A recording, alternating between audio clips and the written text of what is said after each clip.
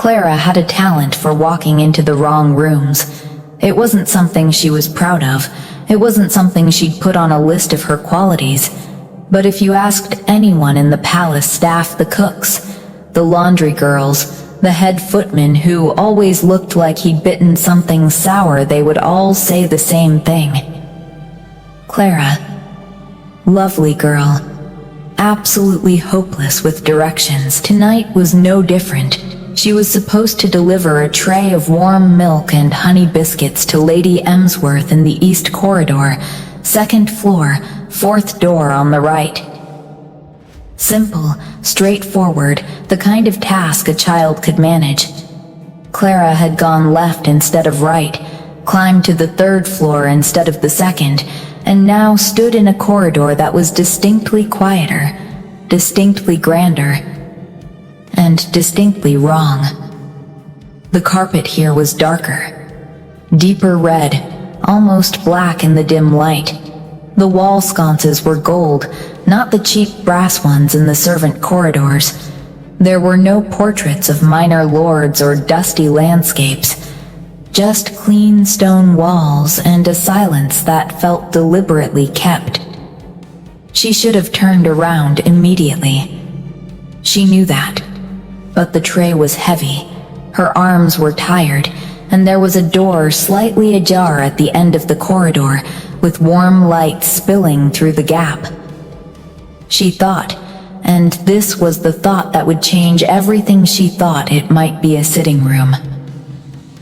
Somewhere, she could set the tray down for a moment, catch her breath, figure out where she'd gone wrong. She pushed the door open with her shoulder. It was not a sitting room, it was the largest bedroom she had ever seen in her life. A fireplace wide enough to stand in burned low on the far wall. The ceiling disappeared into shadow. There was a desk covered in maps and letters, a set of armor on a stand in the corner, real armor, dented and scarred, and a bed that could comfortably sleep 6 people. Clara stood in the doorway with her tray of milk and biscuits and took all of this in. Then she took in the man at the desk. He hadn't looked up yet. He was reading something, a letter, his brow slightly furrowed. He had dark hair, pushed back like he'd run his hand through it recently. His shirt was open at the collar. His jaw was sharp. His shoulders were the kind of shoulders that made you forget whatever you'd been about to say. Clara's brain offered her 2 options: leave immediately and quietly, or stand there like an idiot. She chose the second one. The floorboard betrayed her. One small shift of her weight, and it creaked loud, sharp, deeply unhelpful. The man looked up. His eyes were dark. Not warm dark, cold dark, the kind of dark that had seen things and decided to stop being surprised by them. He looked at her for a long moment. Clara looked back. The tray rattled slightly in her hands. "Who are you?" he said. Not a question exactly, more like the beginning of a verdict. Clara's mouth opened. Clara's mouth closed. Clara's mouth tried again. "I'm sorry," she said. "Wrong room." She took one step back. He stood up. That was the moment she understood, in her bones, in some ancient part of her brain that predated language, that this was not a regular man. He was tall, genuinely tall, not just taller than her, with the kind of build that came from actual use, not decoration. His aura hit her before anything else did. Heavy, pressurized, like the air before a storm. Alpha. The realization landed in her chest like a stone dropping into water. Not just any alpha. The king's guest. The one everyone had been whispering about for 3 days.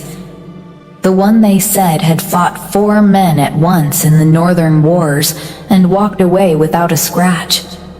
The one Lady Emsworth had called frightening in the voice she reserved for things that genuinely frightened her. Clara took another step back. His gaze dropped to the tray in her hands, then back to her face. "You're not my attendant," he said. "No," she agreed. "I'm not. I'm nobody. I was looking for." She stopped. "It doesn't matter. I'll go." She turned. The door swung shut. She hadn't touched it. Clara stared at the closed door, then slowly turned back around. He was standing closer than he'd been a second ago. He moved quietly for someone that size. She hadn't heard him cross the room. He reached past her. She held her breath, went completely still, and she heard the lock turn. She stared at his hand on the key, then up at his face. He looked at her the way people look at problems they've already decided to solve. "You're mine now," he said quietly. Clara's heart did something complicated. The tray rattled again. A biscuit slid off and hit the floor. They both looked at it. Neither of them picked it up. "I don't," she started. "I think there's been a misunderstanding." He tilted his head. There was something almost patient about it, the way a mountain is patient. It doesn't move. It just waits for you to understand it isn't going to. "Tell me your name," he said. "Clara," she said before she could think about whether that was wise. He repeated it, just once. Her name and his voice did something to the air in the room. Clara decided this was the most dangerous situation she'd ever been in. More dangerous than the time she'd accidentally spilled soup on the Duke's wife. More dangerous than the time she'd gotten locked in the wine cellar for half a night. More dangerous than anything she could currently think of. And the most maddening part, the part she would never in her life admit to anyone, was that her wolf was not afraid. Her wolf was interested. She should have been terrified.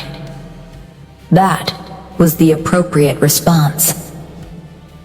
Blocked door, strange room, enormous alpha looking at her like she was something he'd been waiting for without knowing it. Terror, obviously. Instead, Clara was mostly thinking about the biscuit on the floor and whether it was rude to pick it up. She bent down and grabbed it. When she straightened, he was watching her with an expression she couldn't quite place. Not amusement exactly. Something closer to the way you look at something unexpected that turns out to be more interesting than expected. She set the biscuit back on the tray with great dignity. Given the circumstances, she felt this was an achievement. "I really do need to deliver this," she said. "Lady Emsworth will be wondering where I am." He didn't move. "What were you doing on this floor?" he asked. "Wrong turn," she said honestly. "I go left when I should go right. I've been doing it my whole life. My mother said I'd walk myself off a cliff one day." He blinked. She got the impression he hadn't expected that answer. She got the impression most people gave him very different answers. More careful ones, more frightened ones. "I'm not a threat," she said helpfully. "I'm a maid. I deliver things. That's all I do." He looked at the tray. "Warm milk," she said. "And biscuits." "There were 6. There are 5 now. The floor has one." Something moved across his face. She wasn't sure what it was. It disappeared before she could name it. He walked back to his desk. For one breathless moment, she thought he was going to unlock the door. He sat down instead, picked up his letter, read it like she wasn't standing there. Clara stood in the middle of the most expensive room she'd ever been in and tried to decide what to do. Leaving was still impossible. The door was still locked, and the key was on his desk now, casually set next to an ink pot like it wasn't the object standing between her and freedom. She could ask for it. Obviously, she could simply say, "Could I have the key, please?" And probably he would give it to her. She looked at his jaw. The set of it. The way he held a letter like it owed him something. She did not ask for the key. Instead, against every instinct that had kept her out of serious trouble for 22 years, she crossed the room and set her tray on the edge of his desk.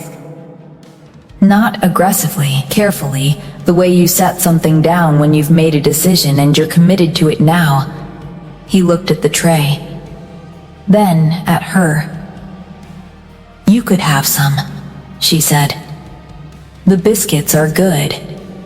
Cook Miriam makes them with cardamom." He said nothing.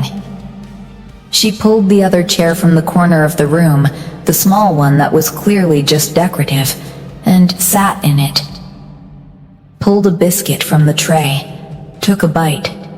He watched her eat a biscuit in his room with an expression that suggested no one had ever done this to him before. "Good," she said, nodding. "Why are you still here?" he said. "The door is locked."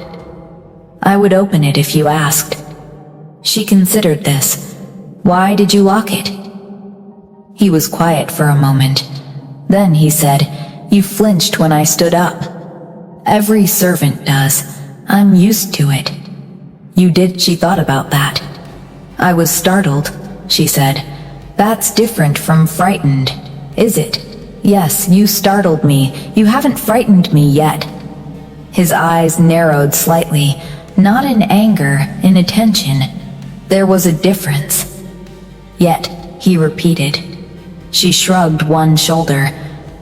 "I don't know you. Maybe you're terrible. But I've met terrible people and they usually have a different energy. What energy do I have?" "Tired," she said. Honestly, she wasn't sure where the honesty was coming from.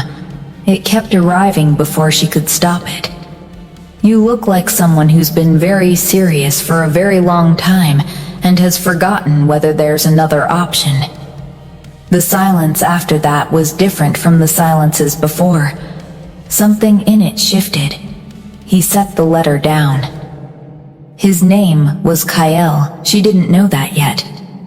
She would find out in approximately 7 minutes when his attendant knocked and called through the door, and he answered with a voice that was different from the one he'd been using with her. Harder, less human. But right now, he was just a man at a desk looking at a girl who had walked into his room by accident and decided to stay.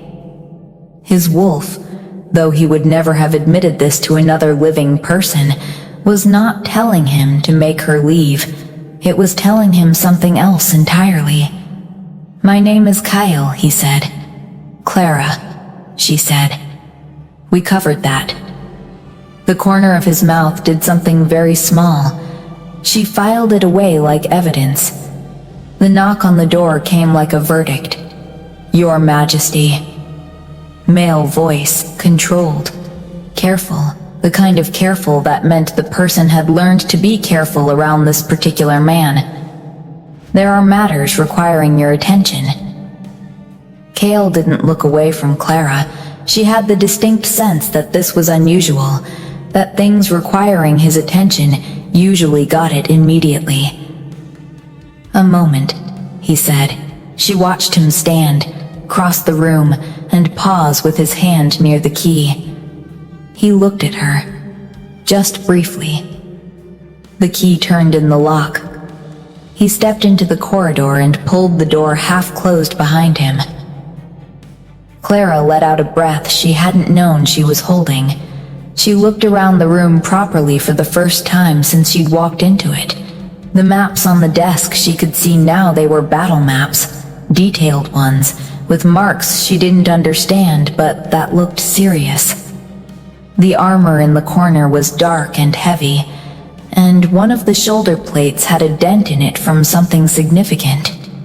There were books on a shelf along the wall, not decorative books, red ones, spines cracked, pages marked. She crossed to the shelf without thinking about it. Her fingers ran along the spines. military theory, history of the northern provinces, something in a language she didn't recognize. Then, tucked between two heavy official-looking volumes, a book of poetry. She pulled it out. It was worn in a different way than the others. The cover rubbed smooth, not from reading, but from handling. The way you handle something you pick up and put down repeatedly, not to read, but to have. She opened it to a marked page. The verse was about wolves in winter, about the space between what the wolf wants and what the man decides, about being two things and satisfying neither. She was reading the second stanza when the door opened. Kyle stopped. She looked up, slightly guilty, realized she wasn't actually guilty of anything, and held up the book. "Poetry," she said. His jaw did something tight. She closed it carefully and slid it back between the heavy volumes where she'd found it. "It's good," she said. The marked poem, the one about the wolf. He crossed the room and sat back at his desk, picked up a different document, said nothing. Clara returned to her small decorative chair. She had the feeling she'd seen something she wasn't supposed to see, not in a scandalous way, in a private way. The kind of private that's more uncomfortable than scandalous because it means something real. "You didn't send me away," she said. He looked up. "When you opened the door," she continued, "you could have told me to go." "You left it unlocked." He said nothing. But he hadn't, actually, told her to go. She was still here. The tray of milk and biscuits was still on the corner of his desk, getting cold. "Why am I still here?" she asked, not accusatory, genuinely curious. He set down his pen, looked at her like he was deciding something. "You're the first person to walk in here without being announced in 4 days, he said. "In 4 days, everyone who has entered this room has knocked 3 times, waited for permission, entered with their eyes down, said what they needed to say, and left without looking directly at me more than twice." She considered that. "And I'm just standing in your room eating your biscuits." "Yes, that sounds exhausting," she said. "The other thing. Not the biscuits." He looked at her for a long moment. "It is," he said. The word came out simply, like it had been waiting to be said to someone who might just receive it instead of adding it to a list of vulnerabilities. Clara received it, didn't make it into anything, just nodded. They sat in silence for a moment, not uncomfortable silence, the kind that exists between people who have briefly, accidentally, been honest with each other. "I should go," she said. He nodded. She stood, picked up her tray. Paused. "Lady Emsworth probably doesn't want cold milk," she said. "Probably not." She started toward the door, stopped with her hand on the handle. "Kyle," he looked up. "The poem," she said. "The marked one. The last line. About choosing the man instead of the wolf." She paused. "I don't think that's the right translation, actually." He went very still. "What do you mean?" he said quietly. She shrugged. "I mean the word they translated as choosing in Old Northern script. It means something more like returning. Not choosing the man over the wolf. Returning to the man from the wolf. It's different." He stared at her. "How do you know Old Northern script?" "My father collected books," she said simply. "He couldn't afford good ones, so he bought strange old ones nobody wanted." She opened the door. "Good night." She was 2 steps into the corridor when his voice came through the gap. "Clara." She looked back. "The milk," he said. "Leave it." if you're not going to Emsworth's anyway. She looked at the tray, set it carefully just inside the door. She walked back down the corridor toward the stairs. Her wolf was humming, quiet and low and entirely too pleased with itself. She told it to stop. It didn't stop. The palace kitchens at night had a different personality than during the day. During the day, they were loud and purposeful and hot, full of shouting and clattering and the housekeeper's sharp voice cutting through steam. At night, they went quiet and warm, just the embers in the big hearth and whoever was still up finishing dishes or stealing bread before bed. Clara came in through the side door and set her empty tray on the table. Nadia looked up from the corner where she was braiding her hair for sleep. Just finished? Lady Emsworth didn't get her milk, Clara said. What happened? Wrong room, Clara said. Nadia stared at her. Again? It's a very confusing floor. Clara sat down on the bench, pulled a piece of bread from the cloth-covered basket on the table and ate it without tasting it. Nadia watched her with the particular look she'd been giving Clara for the 3 years they'd worked alongside each other. The look that said she knew something was happening and she was deciding whether to press it. Which room did you end up in? Nadia asked. Clara chewed her bread. Clara, 3rd floor west, Clara said. End of the corridor. Nadia's eyes went wide. That's the royal guest quarters. Nadia's voice dropped immediately to a whisper. That's where they put him. I know that now, Clara said. You walked into his room. Nadia's whisper was somehow louder than her regular voice. The Alpha King's guest room, the one they cleared the whole floor for. He's not the Alpha King, Clara said. He's a king who is also an alpha. There's a difference. There's really not, Nadia said. What did he say? What did you do? Did you run? No, why not? Clara considered the question honestly. I'm not sure, she said. Nadia pulled her braid over one shoulder and stared at Clara with focused alarm. You're not sure why you didn't run from the most powerful alpha in the Northern Territories. He didn't seem, Clara started. She tried to find the right word. Dangerous, she tried. She paused. No, that's not right either. He seemed private. Does that make sense? No, like someone in the middle of being by himself, Clara said. I didn't want to interrupt it badly. Nadia sat back. That is possibly the strangest thing you have said to me in 3 years. And you once told me you thought the head footman might be a goose in a man's body. I still think that. Clara, you have to be careful. Nadia's voice changed. Not dramatic careful. Actually careful. He's not a palace guest you can be odd with and have them complain to the housekeeper. He commands armies. He ended a war by walking into the middle of it alone, and everyone just stopped. I know, Clara said. And you sat in his room and ate his biscuits. 1 biscuit. 1 fell on the floor. Nadia put her face in her hands. Clara finished her bread. The kitchen fire crackled. Outside the high window the night was dark and clear. She was thinking about the book of poetry. The marked page, the particular way his voice had changed when he'd said it is. Not like someone complaining about their life, like someone locating a fact they'd stopped expecting anyone to ask about.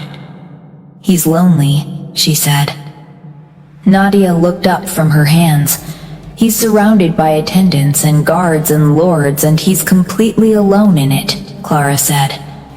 You could feel it, like cold coming off a wall. Nadia was quiet for a moment. Then she said, Clara, very gently, The way you say someone's name when you're about to say something they're not going to like. Don't, Clara said. You walked into his room by accident. I know, you're a maid. I know that too. He is, Nadia said carefully, not someone you get close to and then step back from. That's not how it works with alphas like him. If you're interesting to him and it sounds like you are interesting to him, that doesn't just go away. Clara said nothing. Your wolf is not being sensible right now, Nadia said. My wolf is fine, Clara said. Nadia gave her the look. Clara looked at the fire. She was not going to think about the way he'd said her name. Just once, at the end, when she'd been leaving Clara, like he was checking something, like he was making sure it had stuck. It had stuck. She ate another piece of bread and told herself firmly that tomorrow she would go right instead of left, deliver things to the correct rooms, and not walk into anyone's private space. She was still telling herself this when she fell asleep. In the morning, the housekeeper summoned her before breakfast and told her she had been specifically requested to bring the morning tray to the west corridor, third floor end of the hall. Clara stood in the housekeeper's office and kept her face very still. Requested by who? She said. The housekeeper looked at her over the top of her lists. By name, she said. The guest requested you by name. She paused. How does a palace guest know your name, Clara? Wrong room, Clara said. The housekeeper stared at her for a long, exhausted moment. Go, she said, and for the love of everything, do not be strange. Clara took the tray and went. She went right this time. She knew which floor. She didn't need to guess. Her wolf was already ahead of her. She knocked 3 times. Quiet, the way you knock when you're not sure if you want the door to open. It opened immediately. Not an attendant, not a guard. Him, he was dressed now, proper clothes, dark, the kind that somehow managed to look like authority without trying. His hair was still slightly pushed back. He had a cup of something in one hand. He looked at her like he'd expected her, and was checking she was actually there. Clara held up the tray. Morning, she said. He stepped back to let her in. She entered. Set the tray on the table near the window, the round one that hadn't been there last night. Someone had brought it in, with a chair on either side, and a small arrangement of things on it that made it look deliberate, like a place 2 people might sit. She looked at the 2 chairs. She looked at him. He sat in one of them without saying anything about it. Clara sat in the other one. He poured from the pot on the tray into both cups before she could reach for it. She watched him do this with the specific attention you give something unexpected when you're trying not to seem like you find it unexpected. You translated the old northern script, he said, without a book or a reference, in about 4 seconds. Good morning to you too, she said. He looked at her. She picked up her cup. My father had a thing for old languages. He thought they were more honest than new ones because they didn't have as many words for polite things. When you only have 60 words, you have to mean all of them. Kyle turned his cup in his hands. Where is your father now? Gone, she said. 3 years. It was quiet and not terrible. He went in his sleep, which he would have said was the only dignified option. I'm sorry, don't be. She sipped her tea. He had a good run, read everything he could find. Annoyed everyone around him constantly with facts they hadn't asked for. Died surrounded by messy books and a cat that didn't like him, but stayed anyway. Something moved across Kyle's face. Not quite a smile. Something softer than that and less self-conscious. The cat stayed, he said. Animals are honest, she said. If it stayed, it meant something. He was quiet for a moment. She watched the light from the window fall across the maps on his desk, the battle maps with their serious marks. "You're going north," she said. "Aren't you?" She nodded toward the desk. He followed her gaze. "Yes, soon? Within the week?" She nodded. The tea was good, stronger than what the staff got. "Is it bad?" she asked. "The north." He looked at her steadily. "Why are you asking?" "Because you've been awake for a while," she said. "The kind of awake that isn't about one night. You have that." She searched for the word, compressed look, like someone carrying too much and redistributing it badly. His eyes did something complicated. "Most people don't ask me that," he said. "Because most people are answering your questions, not asking them." Yes, she pulled a biscuit from under the cloth on the tray. Different ones today. Honey and something else she didn't recognize. "It's not bad exactly," he said.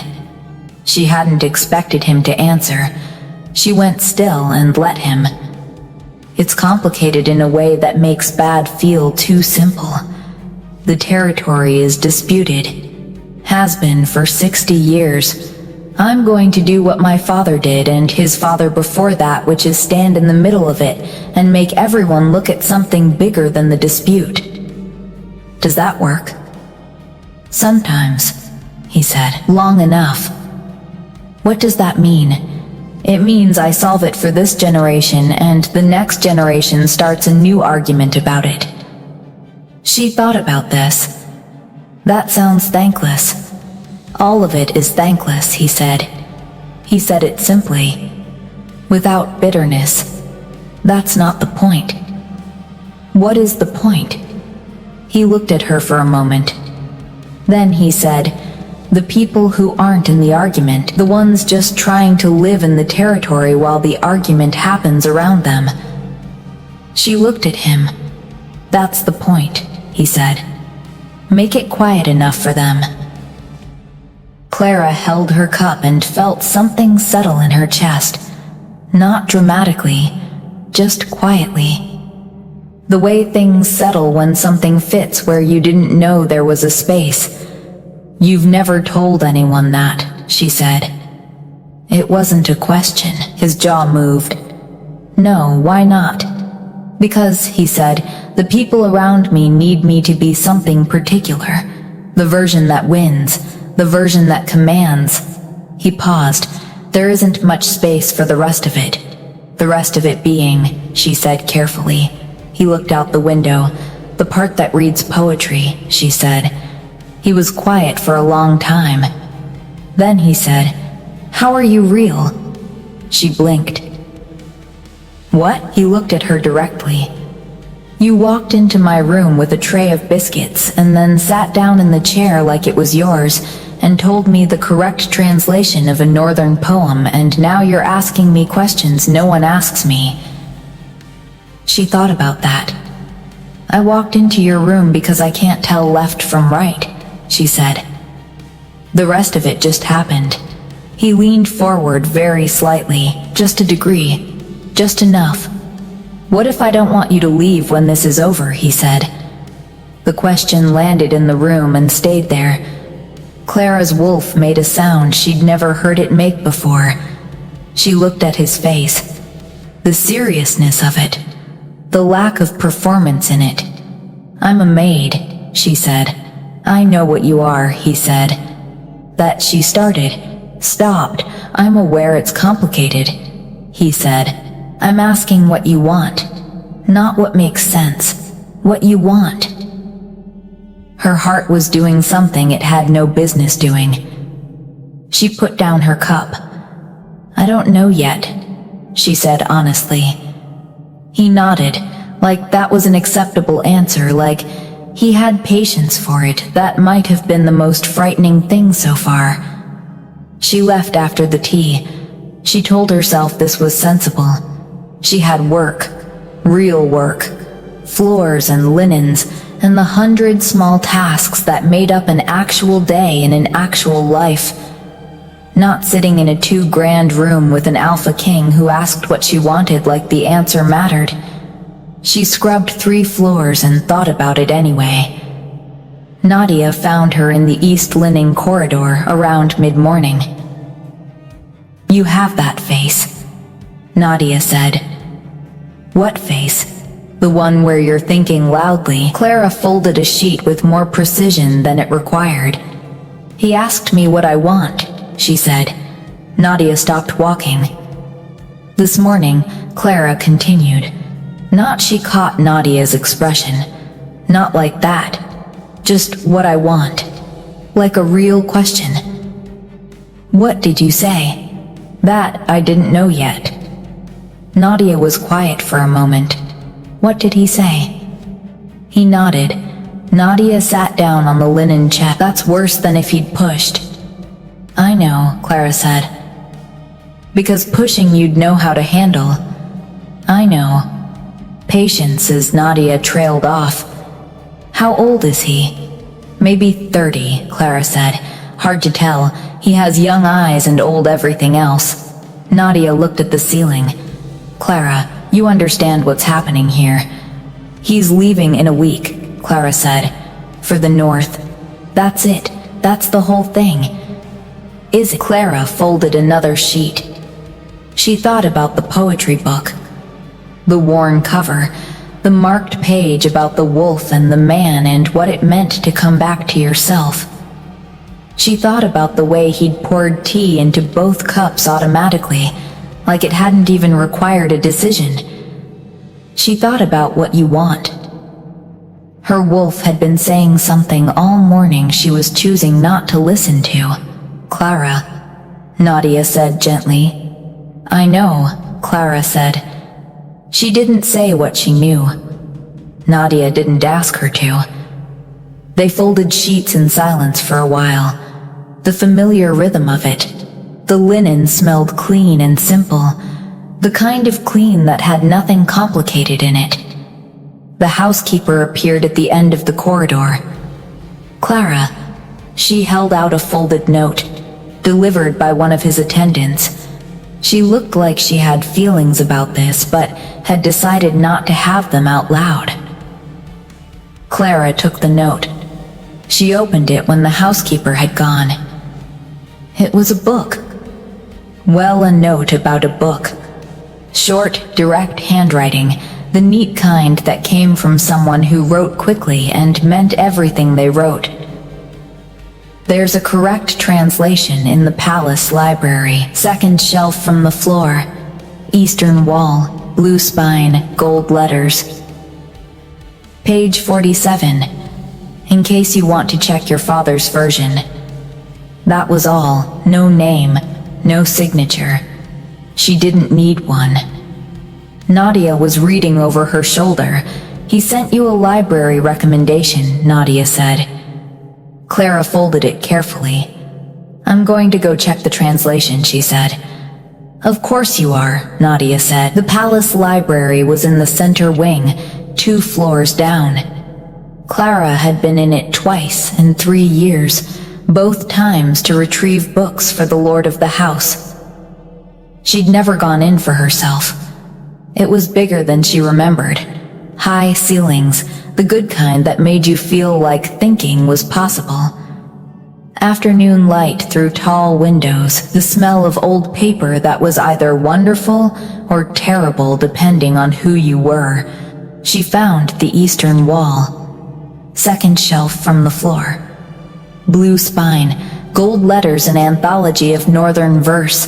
Old, the pages soft from age. Page 47.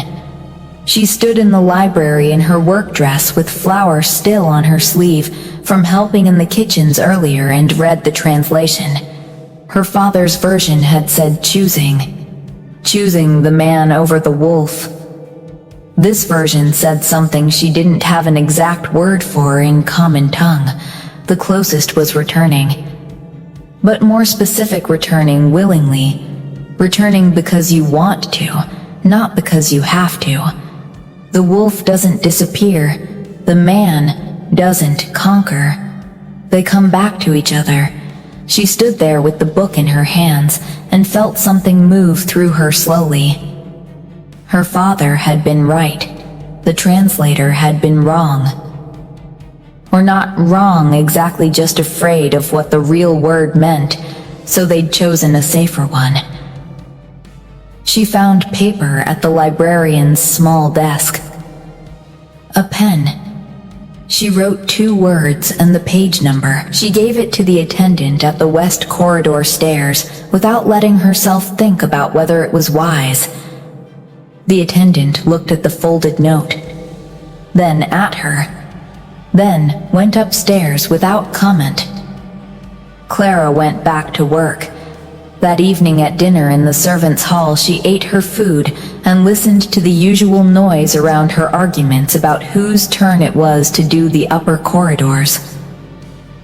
Gossip about the visiting lord's rudeness to the stable master, someone's opinion about the soup.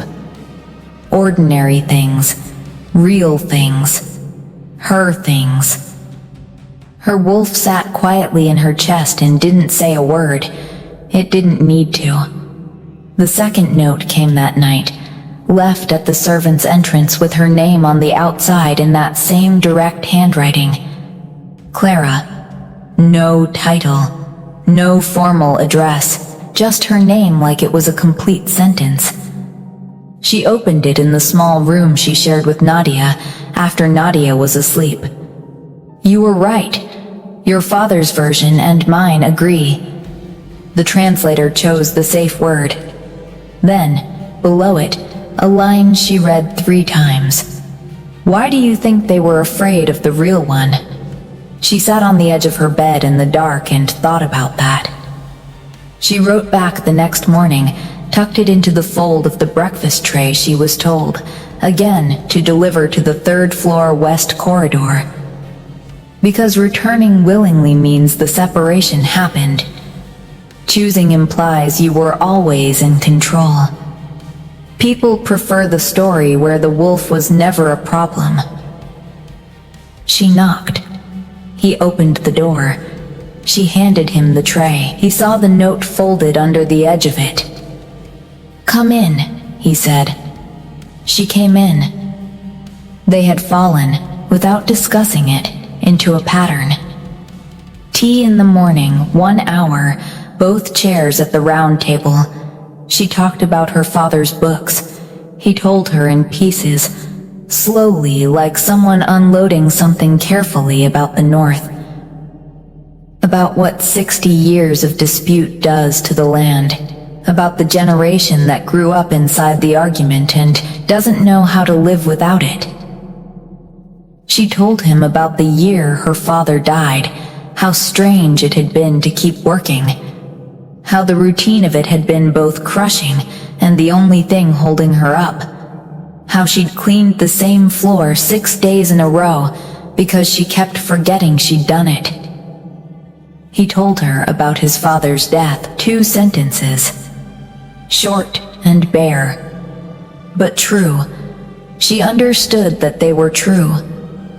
On the 4th morning she arrived, and there was a second book on the table. Not the poetry one, a different one. Old Northern history, she read from the spine. Your translation skills might be useful, he said, without looking up from something he was writing. There are sections of this I've had translated twice, and both versions disagree. She sat down, pulled the book toward her. For the next hour she translated, and he wrote, and they talked about neither thing directly but somehow about both of them at once. On the 5th morning, Nadia met her in the corridor before she went upstairs. People are talking, Nadia said. What kind of talking? The noticing kind, Nadia said carefully. Not unkind yet, but noticing. The housekeeper, some of the other girls. Clara nodded. Is it going to be a problem? Nadia asked. For who? For you? Clara thought about that honestly. I don't know, she said. Nadia looked at her for a long moment. Are you happy? Nadia asked.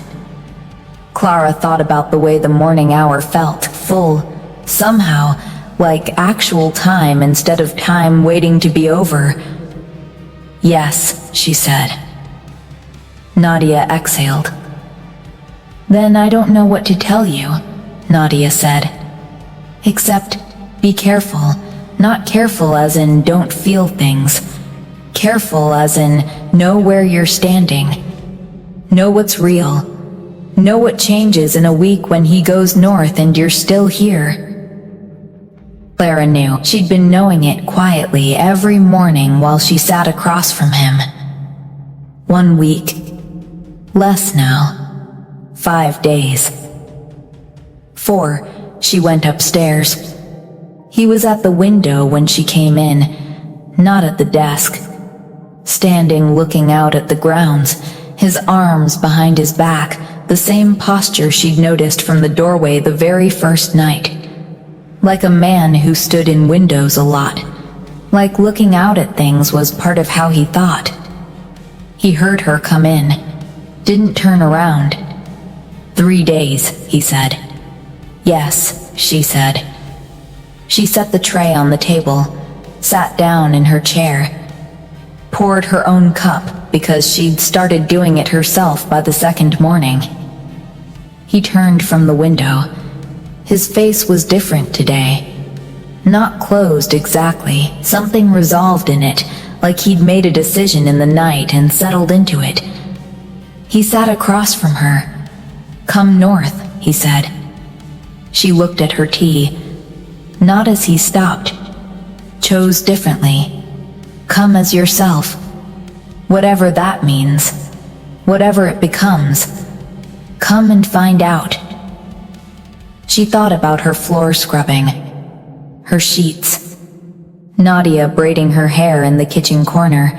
The small room with the narrow bed. The life that was completely hers. Small and real and known.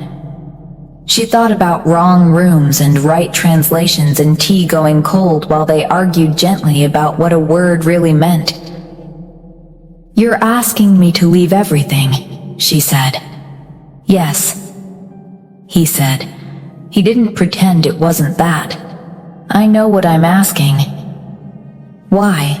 He looked at her steadily. Because in 3 years I will have forgotten the names of the lords in those rooms. He nodded at the ceiling, the direction of the floors above. He leaned forward slightly. I will not forget you. Her wolf stopped being quiet. It said something clear and certain and completely inconvenient. She picked up her cup, took a long sip, set it down. Can I have until tomorrow? She said. Yes, he said. She drank her tea. He drank his. Outside the window the grounds were bright with early morning light, and the north was 3 days away, and her wolf would not stop saying what it was saying. She didn't sleep. Not really. She lay in the narrow bed in the small room she shared with Nadia, and listened to the quiet sounds of the palace at night, the settling of old stone, the distant steps of the night guard, Nadia's slow, steady breathing, and tried to think sensibly. She was a maid. This was a fact. Not a sad fact, not an embarrassing fact, just a fact the way the stone floor was a fact. She was good at her work. She liked Nadia. She liked Cook Miriam's cardamom biscuits and the way the linen closet smelled and the cold flagstones under her feet in the morning that woke her up better than any tea. She had a life. It was small, and she was in it, and that was real. He was a king, also a fact. The kind of king who ended wars by walking into them, who had battle maps on his desk with serious marks, who was leaving in 3 days for the north where things were complicated in ways that made bad feel too simple. He was also the man who found a book of poetry between two histories and kept it. Who poured tea into both cups without asking. Who said what you want like it was the important question, not the practical one. She knew the practical answer. The practical answer was stay. Keep your life. He'll go north, you'll scrub floors, and eventually his face will become something you remember fondly when you're old. Her wolf had a very different answer. She got up before dawn, got dressed in the dark, went down to the kitchens, which were empty except for the embers in the hearth and one sleepy junior cook who looked at her and then went back to sleep on his stool. She sat at the big kitchen table, the one where she'd eaten dinner every night for 3 years.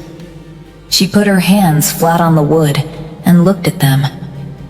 Her father would have said something unhelpful, but true. He had a gift for that. He would have told her about some old northern concept that meant the same as all of this, given her the word for it, and then made her figure out what to do with it herself. She sat there until the sky through the high window started to change. Then she went upstairs. His light was already on. Of course it was. She knocked. He opened the door. He looked at her face and didn't say anything.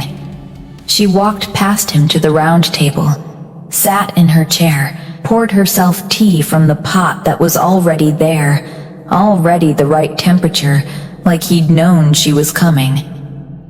"Nadia's going to be annoyed with me," she said. He sat across from her.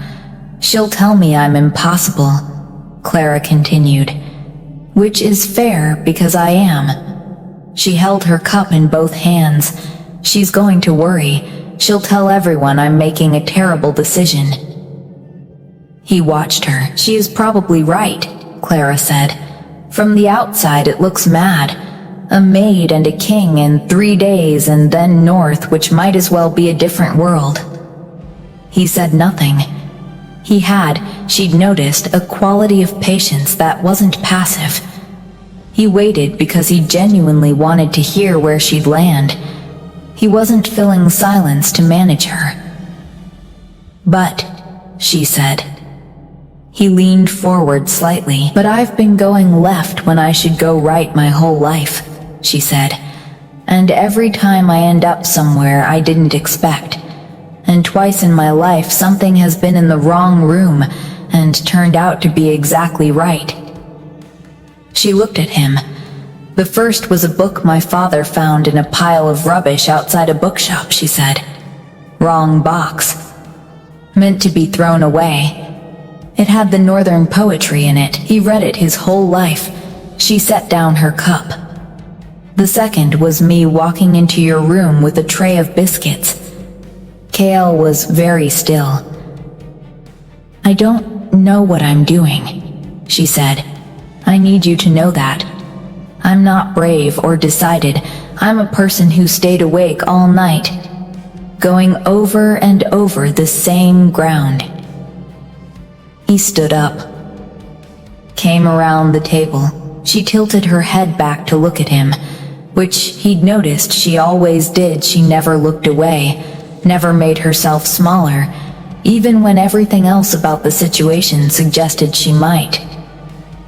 He reached out, and she felt his hand, warm and careful, against her face. She said, the translation, "Returning willingly, not because you have to." "Yes," he said quietly. She reached up and covered his hand with hers. "Yes," she said. "All right." Yes, something in his face changed, not dramatically. He wasn't a dramatic person. But she felt it through the place in her chest where her wolf had been making noise for 6 mornings. He went quiet. The good kind.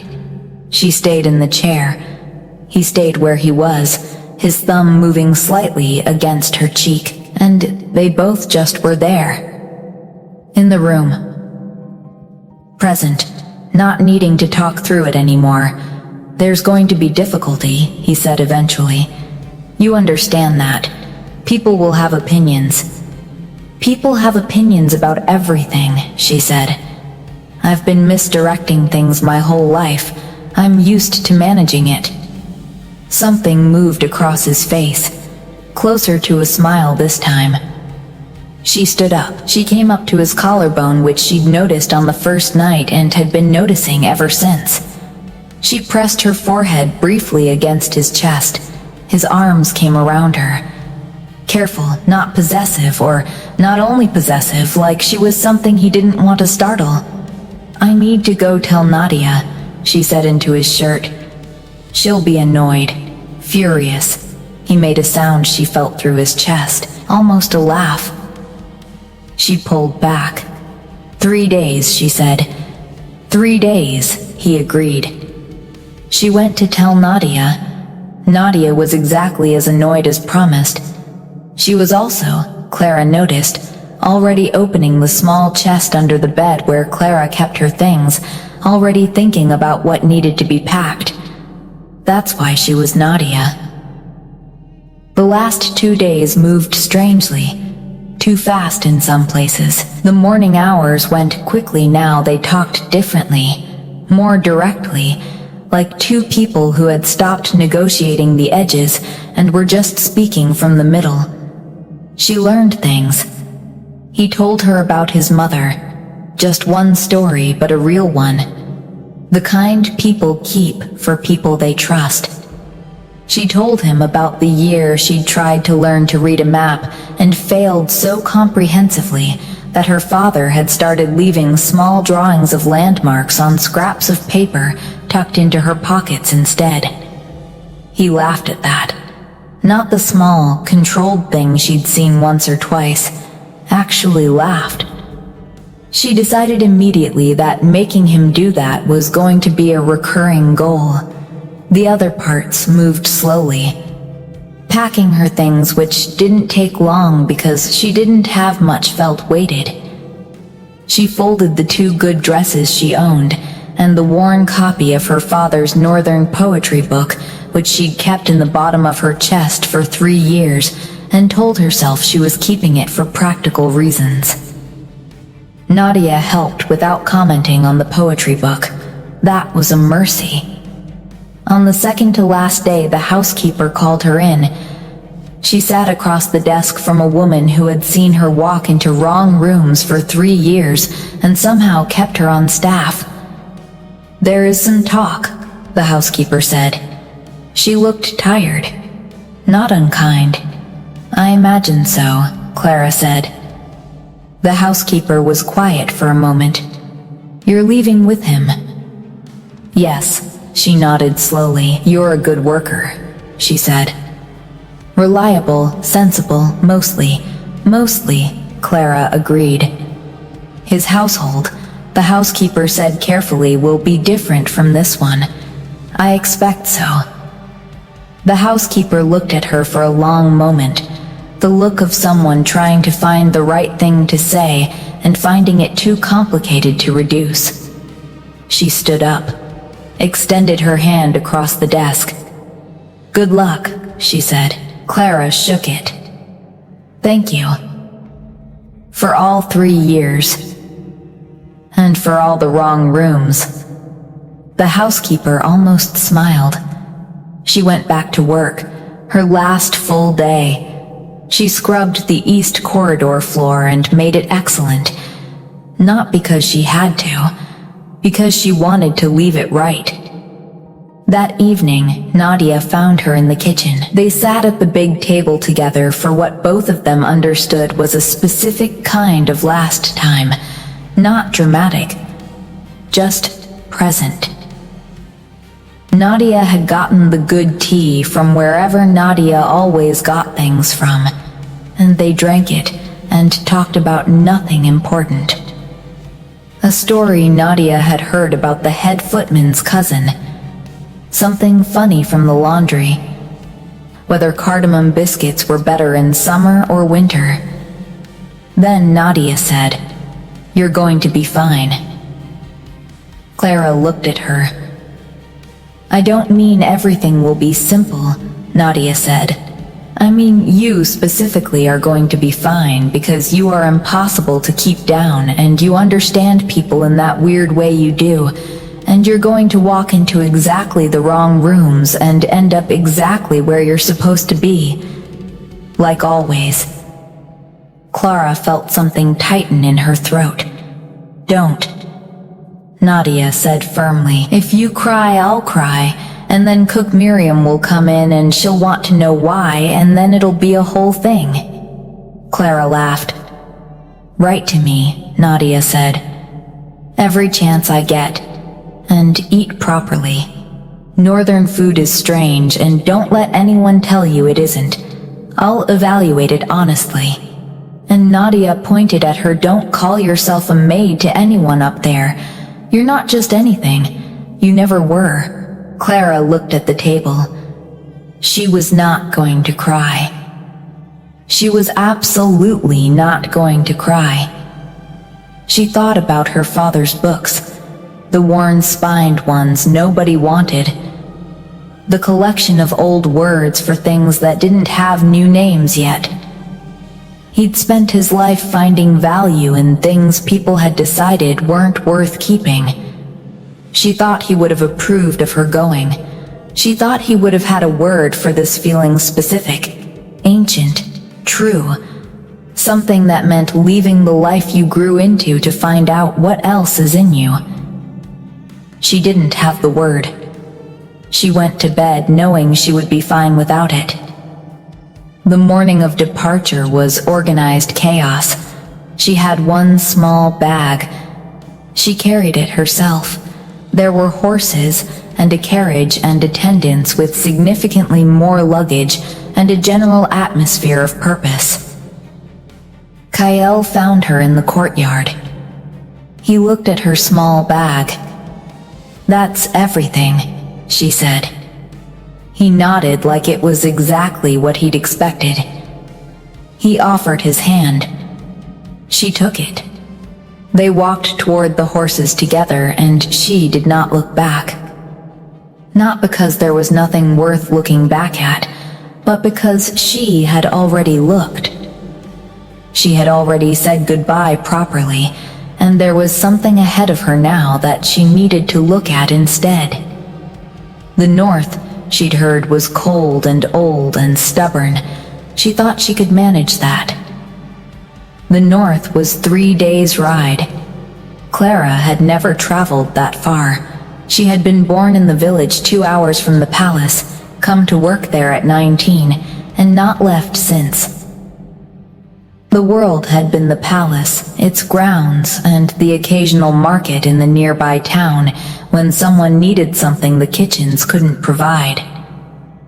The first day, she pressed her face to the carriage window like she wasn't trying to. KL sat across from her. He had documents.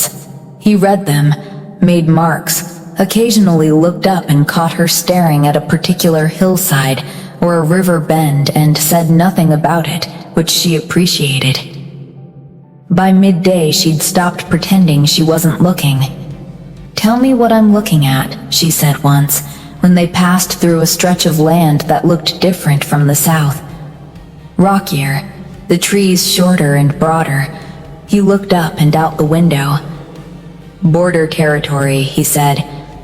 "No one's tended it formally in 40 years. It grows its own way now." "It looks stubborn," she said. "Yes," he said. "It does." She watched it pass. The stubborn, ungoverned growth of it. The way things kept going when no one was managing them. The first night they stopped at a garrison on the main road, military, utilitarian, not built for comfort.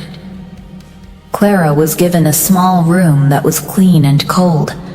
She wrapped her blankets around herself and slept well anyway.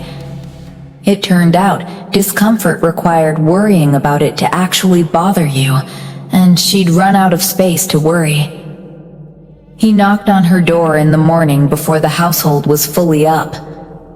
She opened it, Still braiding her hair, he handed her something. A book, small, dark blue cover. More northern poetry? She said. History, he said. This region. He paused. I thought you might want to know it before we arrive. She took it. Held it the way her father had held books with automatic care, the kind that doesn't think about itself. He watched her do this. He'd watched her do things all the way from the palace, not intrusively, just looked. The way you look when you're still checking something is real. She was starting to understand that she had to get used to being looked at like that. He wasn't going to stop. It wasn't possessiveness exactly. More like someone who had found something genuinely interesting and saw no reason to pretend otherwise. She read the first 2 chapters of the history book in the carriage on the second day. She had questions. He answered them. She had more questions. He answered those too. And then they were arguing gently about one interpretation of a border agreement from 30 years ago, and the road outside was going by, and neither of them was keeping track of time. His attendant, who had been sitting in perfect silence in the corner of the carriage for 2 days, looked between them on the second afternoon with an expression Clara couldn't quite read. Not disapproving, something more like adjusting. She decided she liked him. He had sensible shoes and the look of someone who genuinely wanted things to go well. The third day the landscape changed again. Higher, older somehow. The light was different up here, cleaner, sharper. The trees had gone and it was all stone and scrub and enormous sky. She understood now why the argument about this land had lasted 60 years. It had a weight to it. A presence. Like land that knew it was contested and had its own opinion about it. They reached the stronghold in late afternoon. It was not what she'd imagined from the word stronghold. She'd imagined something grim. Instead, it was vast and old and unexpectedly complicated wings added at different times, different stones, a great hall that had clearly been rebuilt once and extended twice. And along the north wall where the original fortress was, a tower that looked like it had stood there long before everything else and planned to stand long after. People came out to meet them. She had known this was coming. She had thought about it, lying in various garrison beds on the road north. The household, the council, the people who had known him for years and would look at her and try to understand. She was a maid from the south who went left when she meant right and couldn't curtsy properly and had walked into a king's bedroom with a tray of biscuits. She stood in the courtyard with her small bag and was looked at. She looked back. Kyle's hand found the small of her back. Not obvious, just there. She squared her shoulders. There was an older woman in the front of the gathered household who had the look of someone who had run things for a very long time and intended to keep doing so. She had sharp eyes and a still face, and she looked at Clara for a long moment. Clara looked back at her. Then the older woman said, "You'll want to see the library. The northern wing. It's got the original texts." "Yes," Clara said. "I would." The woman nodded once. Like that settled something. Kael's hand moved slightly against her back. She stepped forward. Into the stronghold. Into the old stone smell of it. And the strange cold northern light. And the new life that didn't have a familiar shape yet. She thought, "I have no idea what I'm doing." She thought her father would love it here. The library in the northern wing was exactly what it sounded like. Old, densely, abundantly old, shelves that went up past reasonable height, books in languages she recognized and several she didn't, manuscripts in cases along the wall that looked like they needed handling with extreme care, dust that had settled with intention, the kind that came from things being left alone long enough to become archival. Clara stood in the doorway the first evening and breathed it in. She'd been given a room, a proper one, stone walls and a deep window and a fireplace that worked. She'd unpacked her small bag in 12 minutes because she still didn't have much. She'd spent the rest of the evening trying to understand where things were. The stronghold was confusing. This was, she had to admit, ideal conditions for her. She'd taken 2 wrong turns on her way to the library and ended up in what appeared to be a records room, then a cold storage area that smelled aggressively of smoked fish, then, finally, the right corridor. The Northern Library's original texts were on the lower shelves. Someone had organized them by region, and then by age. She pulled one out carefully, opened it to the first page. The script was older than anything her father had shown her. Pre-standard, pre-unified alphabet. She had to work for it, piece by piece, the way you do when you're reading something that's fighting a little. She was still there 2 hours later when Kyle found her. He stood in the doorway. "You're not lost," he said. "No, I found the fish room this time," she said without looking up, and then course corrected. She turned a page.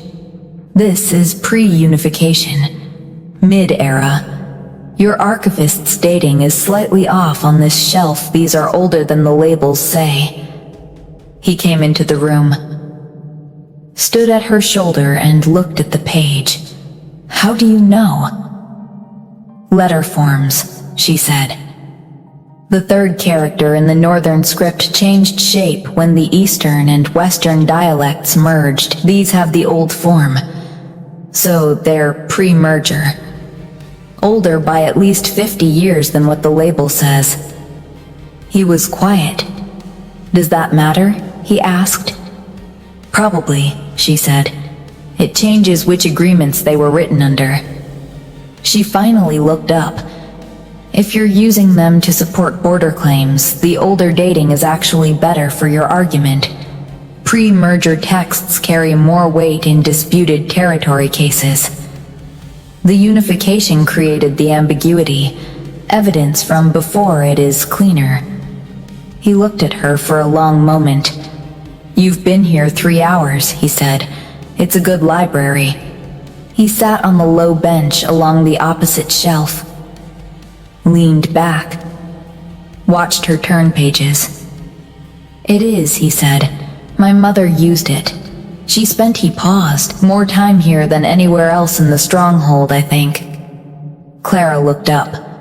"She was the one who organized the original texts by region," he said. "The system you're using."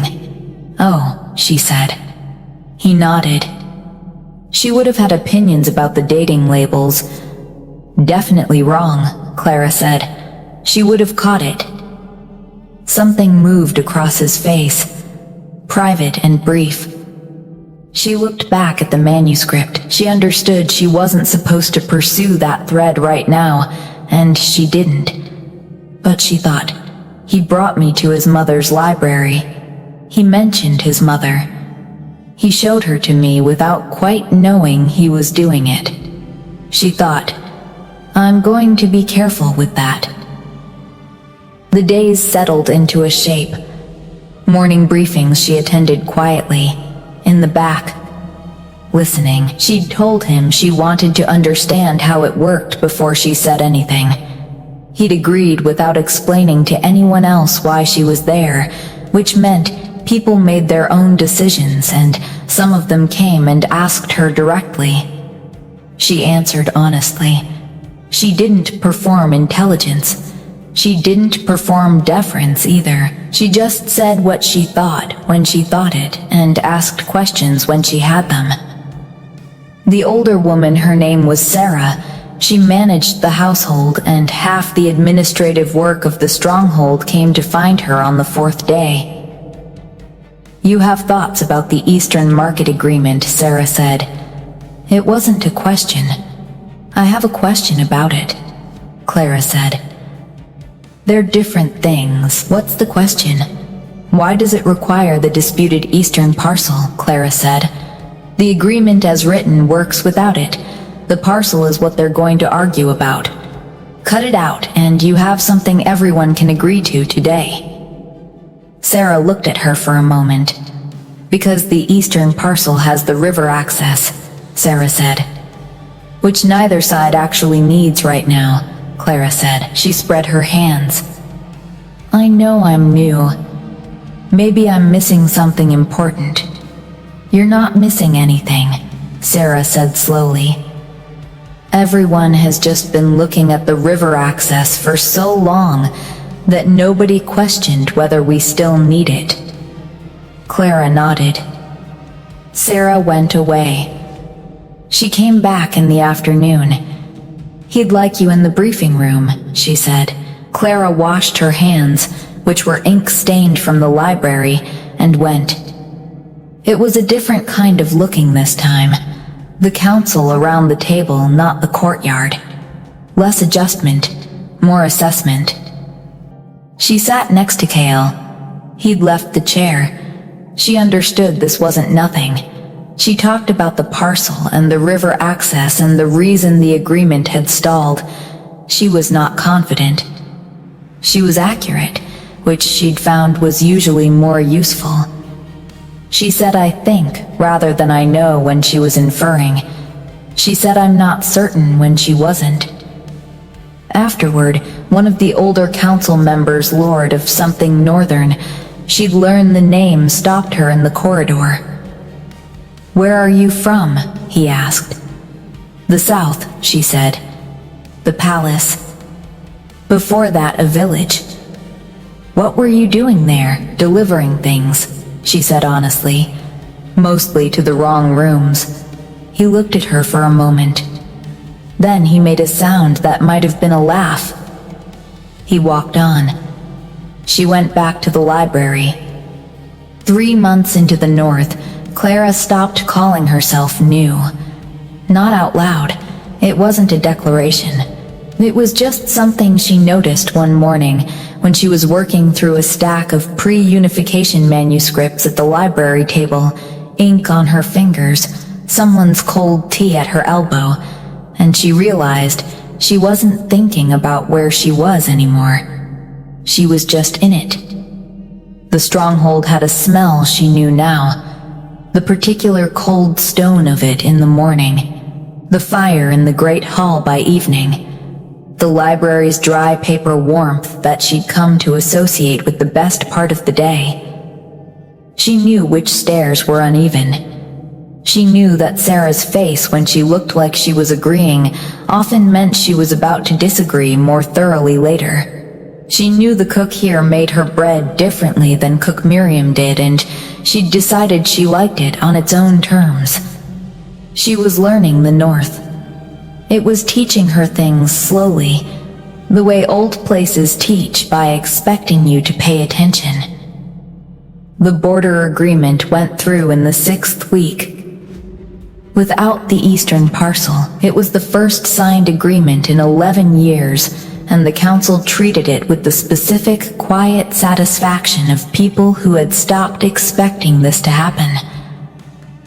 KL told her that evening when she was in the library. He sat down across the table from her and said, "It went through." She looked up. He said, "You'll be mentioned in the formal record." Clara of the Southern Palace, analysis. She made a face. He raised an eyebrow. "Clara who went left when she meant right," she said. "That's the correct title." The corner of his mouth moved. She'd been collecting those. The small corner of mouth movements. The almost laughs. The way his voice changed when he was about to say something he hadn't planned to say. She was becoming fluent in him the way she was becoming fluent in the North. Slowly, by attention, he reached across the table and turned her manuscript toward him, read it without being invited to. She'd stopped minding this around week 2. He read quickly. He also noticed things. This section, he said, touching a passage. The argument about the waterways. You're using the pre-merger documents. Yes, she said. Better foundation. He looked at the manuscript for another moment, then up at her. You've changed things here, he said. Not the library, the agreements, the way the council talks. She looked at her ink-stained hands. I ask questions, she said. They're good questions. Anyone who looked properly would ask the same ones. He shook his head slightly. No, most people look for confirmation of what they already believe. You look for what's actually there. That's not common. She thought about her father's book piles. The strange ones nobody wanted. The ones with the real words in them. My father always said the official version is what people wanted to believe. The original is what happened. Cale was quiet for a moment. He was looking at her with that look she'd stopped being surprised by. The one that had been there from the second morning at the round table. Steady and direct, and she'd learned the word for it eventually. In Old Northern, it meant seeing truly. Not flattery. Actual sight. He stood up, came around the table. She tilted her head back to look at him the way she always did. He put his hand out. She took it. They walked out of the library through the stronghold to the outer wall, where there was a long stone walkway and an enormous sky. The North at night was extraordinary. She'd thought this every night for 3 months, and it hadn't become ordinary. She stood at the wall with his hand in hers and looked at the sky. A letter came from Nadia yesterday, she said. What did she say? She said the head footman is definitely a goose in a man's body, and that cook Miriam added something to the cardamom biscuits and won't say what. And she paused. That she's proud of me. He looked at the sky. She should be, he said. Clara leaned her shoulder against his arm. There were things ahead that were still complicated. There would be people who had opinions. There would be moments where she would feel the distance between who she'd been and where she was, and have to sit with the size of it. This was not a tidy story. But she was standing here. She had walked into the wrong room on a summer night carrying warm milk and biscuits, and she had ended up here, 3 months north, ink on her hands, the border agreement signed.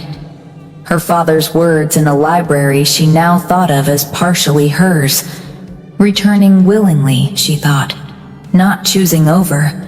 Returning to. Her wolf had been quiet for weeks. Not absent, just settled. The same way you settle when you're somewhere real, she was somewhere real. She turned to look at him. He was already looking at her. That thing you said the first night, she said. You said you're mine now. She paused. Did you mean it then, or were you just saying it? He considered this seriously.